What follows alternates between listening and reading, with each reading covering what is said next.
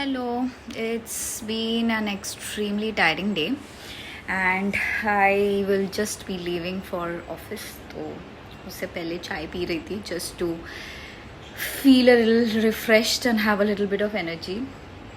And there's been something that's going in my mind since the last 2 days.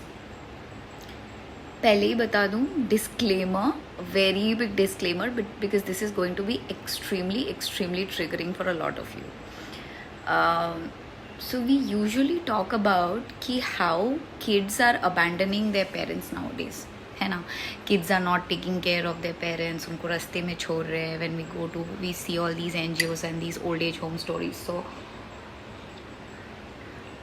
with that I was just thinking that why don't we see cases and stories coming up where the child is actually speaking about the injustice that was done to him or her from his or her or by his or her parents.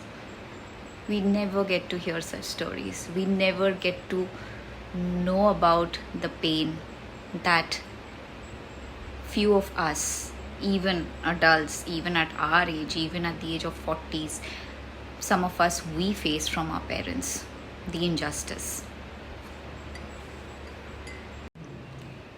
क्यों why क्यों अभी तक आप लोग decide करोगे. And this I am talking to some of the parents. I am glad I did not have, at least my mom is not like that. आप लोग क्यों डिसाइड करोगे कि हम में से किसी को शादी करनी है कि नहीं करनी है, शादी करनी है या नहीं करनी है, and whom do we want to get married to, or do we even feel that we have found that partner with whom we want to get married to. क्यों ज़बरदस्ती करते रहते हो? क्यों? लव हो या अरेंज्ड हो, अगर टूटना है, शादी लिखा हुआ है टूटना है, तो वो टूटेगा ही.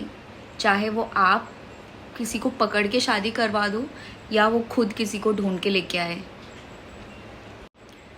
So with that, I'll just give a small story of a friend of mine. So the banda, he had a girlfriend for 12 years, and this I'm talking of within our Bengali community, by the way. Rocky and Rani had given a very different perspective that we Bengalis are very liberal, but पता नहीं आजकल हो क्या गया लोगों को. So I felt when I came to Mumbai, I felt that, us Bengalis over here in Mumbai and people who are staying, families who are here for the last 20 years, they'll be a little, broad-minded and open-minded when it comes to certain aspects and, finding partners and everything. But to my shock, like I was giving you the example of my friend, so the banda, he had a girlfriend, a Punjabi girlfriend for 12 years, and the girl, she had a boyfriend for 10 years who did not belong to the same caste. The girl is from Northeast and the boy is born and brought up in Mumbai, but both are Bengalis.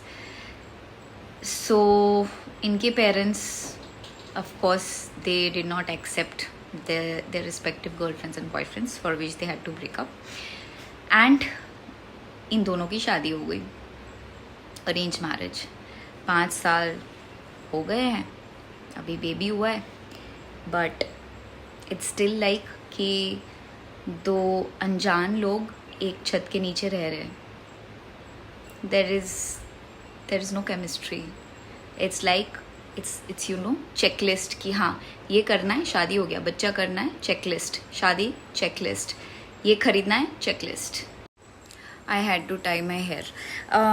सो यार, शादी तो आपने दे दी इन दोनों की, but खुश तो ये कभी नहीं रहेंगे, है ना.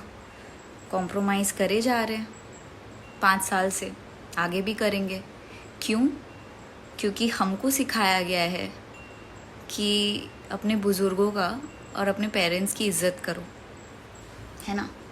जो करते हैं हम लोग, है ना. आज भी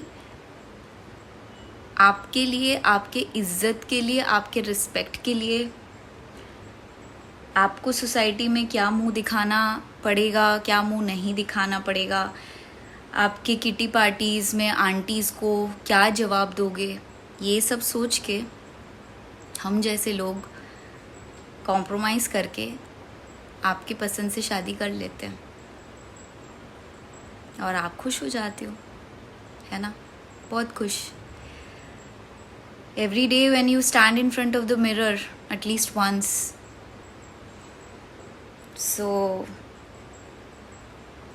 with due respect, you might be giving yourself a pat on the back that चलो मैंने तो अपनी बेटी का शादी अच्छी जगह दे दिया, मेरे पसंद का, या मैंने अपनी बेटी की शादी अच्छी जगह दे दी, मैंने जैसा चाहा था या मैंने जितना चाहा था.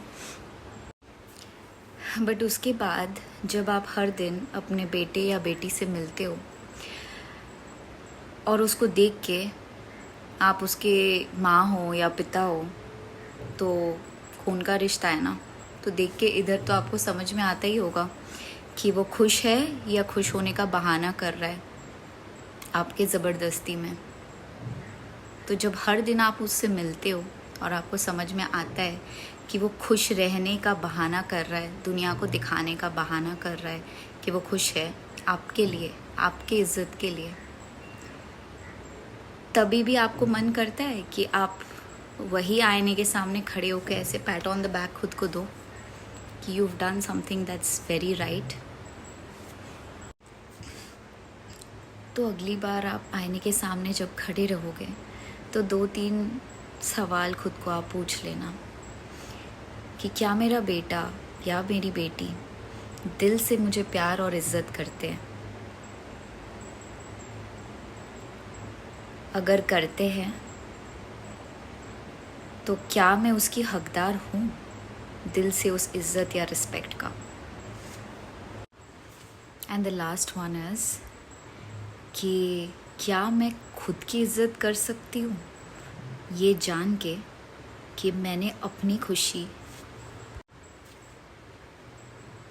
तो आखिरी सवाल, क्या मैं खुद की इज़्ज़त कर सकती हूँ जितने भी दिन मैं रहूँगी इस दुनिया में, ये जान के, ये सोच के कि मैंने अपनी खुशी को, अपने ज़िद को अपने बेटे या बेटी की खुशी या ज़िद के आगे जीतने दिया. खुदा ना खास्ता हमारे एज में हम लोग अगर इफ़ ऑल गोज़ वेल, अगर हम लोग 30 साल जिए और आप हमारे पेरेंट्स अगर 15 या 20 साल जिए, 10 साल हमसे कम मान लीजिए या 15 साल हमसे कम, तो आप तो इस खुशी में चले जाओगे कि आपने जो चाहा था वो हासिल हो गया.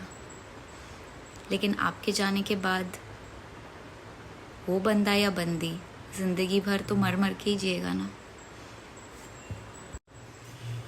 लेकिन फिर भी the most important thing is हम इंडियंस हैं, तो हमको बचपन से सिखाया जाता है कि मम्मी पापा को कभी दुख मत देना, उनकी इज़्ज़त करना, वो जो चाहे वही करना. हम लोग अबैंडन वाले लोगों में से तो नहीं है ना, तो इसलिए आपकी इज़्ज़त के लिए खुद की खुशी को ऐसे ही कुर्बान कर देते हैं.